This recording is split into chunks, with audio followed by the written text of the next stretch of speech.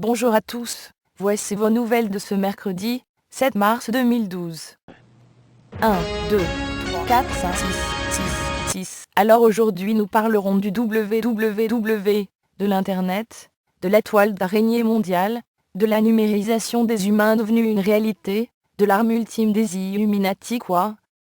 Je ne sais pas où je vais, oh ça je l'ai jamais bien su, mais si jamais je le savais, je crois bien que je n'irai plus. Voici le problème mes amis, Internet n'est pas seulement utile pour les gens, comme nous qui cherchent la vérité, il est très utile, pour faire la guerre également, pour fuir la réalité dans la publicité, sous un fond de consommation, fabriquer un monde, totalement inhumain. Pourquoi implanter une puce aux humains ? Doivent se dire les Illuminati, le peu de foi qu'il leur reste, ils la perdront assurément sur le net, à chaque fois qu'ils taperont le chiffre de la bête afin de naviguer librement. Nous sommes tellement libres mes amis, mais ce n'est plus qu'une illusion de la liberté, une illusion de démocratie, et une illusion de résistance au capitalisme et aux Illuminati. Peu importe ce que moi Jean pense de tout ça, ou ce que les autres en pensent, au final, on ne peut que constater, avec un peu d'amertume, que presque tout le monde dans l'autobus, petit ou grand, riche ou pauvre, libre et esclave, a quelque chose dans sa main droite et sur son front. Ouais, c'est un Internet portatif, et un téléphone, et une caméra, un appareil photo, un petit gadget bien utile quoi.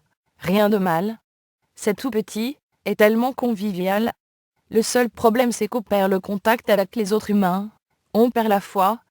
Et c'est écrit dans la Bible que celui qui a l'intelligence calcule le nom de la bête, car c'est un nombre d'hommes, et ce nombre est www. Alors ce que je vais faire maintenant, c'est que je vais lire Apocalypse 13, versets 14 à 18.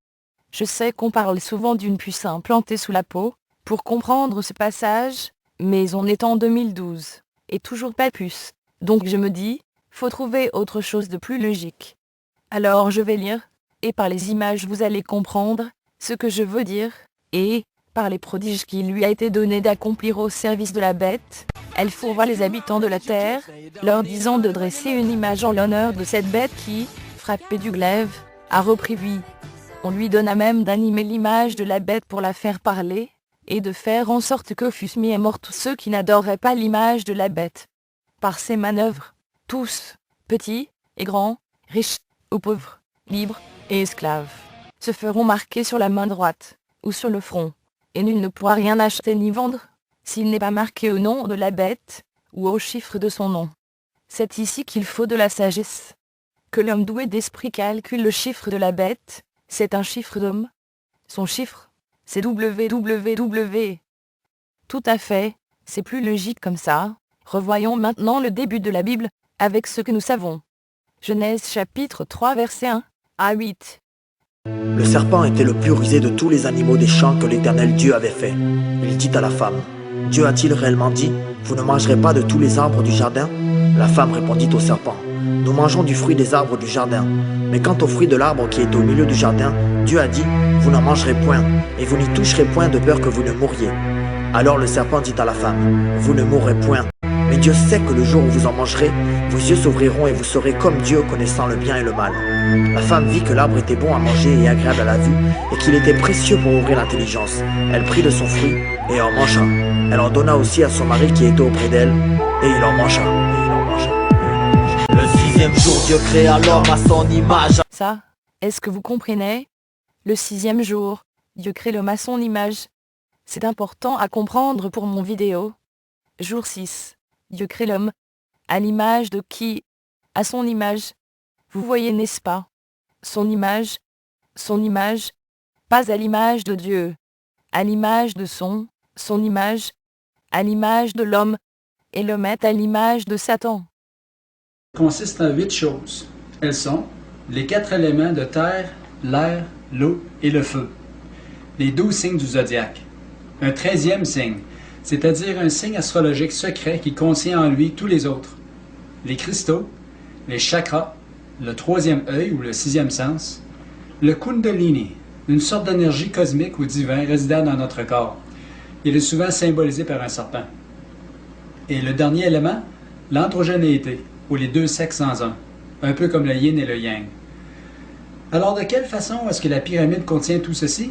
Pour résumer, nous trouvons dans la pyramide les 4 éléments, les 12 signes, le 13e signe parfait, les cristaux, les chakras, le 3e œil, le kundalini et l'androgénéité. Le tout vivant dans une structure représentant nous. Ce qui fait que Satan regarde le reflet de lui-même en regardant un homme. Et s'il adore Dieu, il ne supporte pas. Et si vous remarquez, c'est un peu la guerre contre tous les humains qui ont encore de la foi, qui ont encore une âme. Il y aurait des chances que ceux qui ont fabriqué les pyramides, ils l'ont fait pour notre époque. On vit une époque très particulière. L'évolution technologique est en train de refléter notre réalité. Donc, vous devinez que la Bible a également été écrite précisément pour notre époque, et ça je suis pas la seule à le dire. Mais la grande pyramide de Gizeh aussi. Ils sont reliés. Tout est relié en réalité. Alors Dieu a jeté Satan sur la terre, et il a mis aussi des humains qui seraient libres d'adorer Satan, et tous les faux dieux en dessous de lui, ou adorer Dieu le vrai Dieu, même pas celui de la Bible, car même si la Bible prédit l'avenir, c'est un livre d'hommes, et je vous le dis, Dieu n'est pas dedans. Bon. Maintenant, que se passe-t-il présentement sur Internet? Eh bien, il y a de la guerre. Des conflits, n'est-ce pas? Des petits conflits personnels, mais des plus gros aussi. Des regroupements de personnes mal intentionnées à la base, qui disent agir au nom de notre liberté sur Internet. De plus en plus de nos droits, espoirs et rêves sont bafoués. Les Anonymous. Nous sommes légion. Nous ne pardonnons pas. Intranet, l'ancêtre d'Internet, était une arme de l'armée américaine, pour communiquer entre les jets, pour être plus efficaces dans leurs attaques. Pour communiquer quoi? Les progrès technologiques nous donnent une nouvelle conscience mondiale.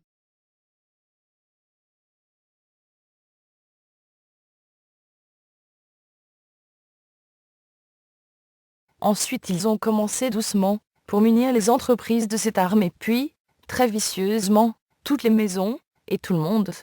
Donc le net est maintenant mondial, plus que mondial. Tous les riches, mais tous les pauvres aussi, doivent être sur le net. C'est grave. Dans les écoles il y a des ordinateurs partout, dans tous les travails, dans toutes les églises vous imaginez. Moi j'étais sur le net en 1995. Et je pensais pas vraiment que ça deviendrait aussi gros dans les premières semaines de l'Internet. Et très doucement ils ont commencé à mettre des publicités, avec des sites Internet dedans. Finalement ils s'imposaient ça à tous les humains. Autrement dit, acceptez ce système mondial, ou soyez mis à mort. C'est-à-dire, si vous n'avez pas envie d'être sur le net, il ne vous reste plus qu'à jeter vos cartes bancaires et aller vivre sous le pont. Et encore, vous finirez sur le net, dans un documentaire sur les itinérants. Maintenant je voudrais parler de la débauche économique, qui est venue avec Internet. Donc vous pouvez même pas imaginer toutes les techniques disponibles sur le net, pour faire un gros paquet d'argent. Concours, poker, la bourse, entreprise, fraude, et le plus impressionnant, c'est que l'argent virtuel peut tout simplement être échangé pour de l'argent réel. Donc on pense qu'il y a moins de pollution, parce qu'il y a le net et les super technologies.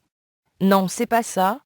Il y a plus de riches, donc plus de consommations inutiles.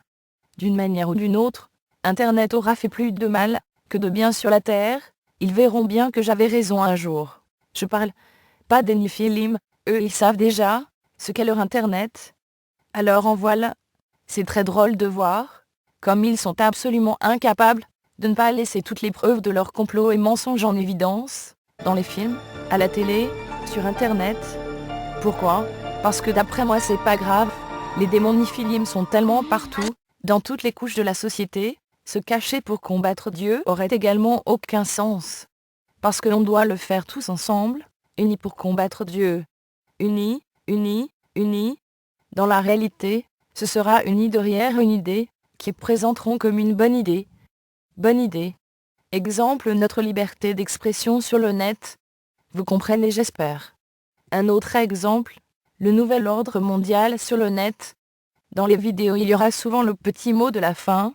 Réveillez-vous, et soyez unis, pour combattre. Nous, le peuple, nous nous unissons. Telle est notre histoire. Car nous ne pardonnons pas. Il ne précise pas pour combattre Dieu bien sûr. Mais les satanistes comprennent bien de quel genre d'unissement il est question.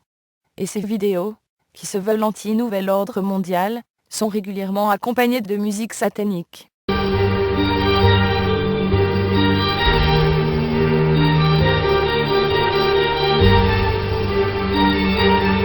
Vous comprenez? C'est également eux qui font ces vidéos. Ils disent à leurs serviteurs, nous sommes ici, nous sommes bien en place, nous sommes prêts pour livrer la dernière bataille à Dieu. Allez, unissez-vous avec nous, parce que l'union fait la force. Bon. Je sais, je suis très négative, mais c'est parce que j'ai vraiment l'impression que la partie est terminée. Aucun mouvement de révolte ou de résistance va nous sauver. Et la plupart des gens parlent de révolte pour le gouvernement qu'ils nous veulent. Ils n'ont pas vraiment d'idée comment on va combattre Satan après avoir buté le gouvernement, comment on va détruire le net, toutes les armes, le nucléaire ou les Illuminati bien cachés, dans leurs abris souterrains en Suisse. Oubliez la planète, cette lutte de l'autre monde, de l'autre dimension, comme si la guerre des cieux, entre les anges de Dieu et les mauvais anges, avait été transposée sur terre. Donc Satan a besoin de plusieurs disciples pour combattre les enfants de Dieu. Et il utilise le net par ses manœuvres. Vous comprenez? Par ses manipulations, il fut que tous se feront marquer, et quand vous êtes marqué, vous êtes un soldat prêt pour le dernier combat, apte pour la grande tribulation. Mais il ne suffit pas d'être sur le net, enfin je l'espère pour nous, mais il faut certainement aussi avoir le désir dans son cœur de s'opposer à Dieu. Résumé. L'Internet est bien en place, c'est-à-dire, la religion d'Horus est bien en place. Méfiez-vous de tout mouvement de révolte ou d'unissement, car ce sont des unissements d'hommes démoniaques. Mais attention de ne pas donner votre confiance au gouvernement. Si vous décidez d'être avec Dieu, merci, mais vous décidez alors d'être tout seul ici-bas, et si vous décidez d'être avec les dieux, Horus, Isis, Seth, vous aurez les voitures, femmes, richesses, et tout ce que vous voulez, ici, bas. Vous comprenez? La religion d'Horus, c'est-à-dire ne plus rien attendre d'autre que ces bas, monde. Bonne soirée à tous.